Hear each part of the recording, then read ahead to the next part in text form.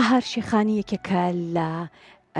شاعیرە هەستناسکەکان کە خاوەنی چەند تێکستێکی شعری جوانە و لە ئێستادا بە بەشداری ژمارێک لە میوزیک ژەنەکان کۆڕێکی شعری بۆ ئەم شاعیرە سازکراوە بێگومان لە کۆڕەکەدا جیاواز لە کۆڕەکانی پێشووتری لەگەڵ چەند پارچەیەک لە میوزیک کۆڕە شعریە کە بەڕێوە چووە تێکستەکان لەلایەن شاعیر خۆیەوە پێشکەشکران.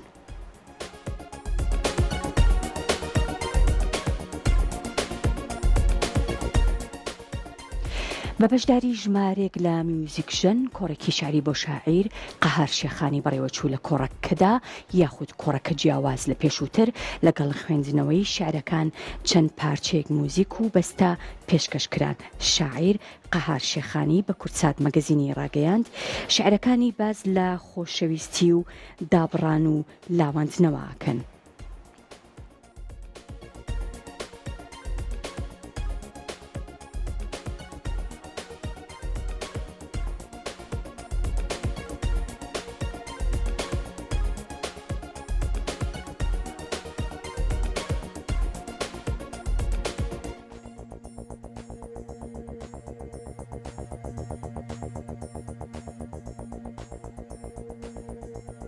لەم ئێوارە کۆڕەی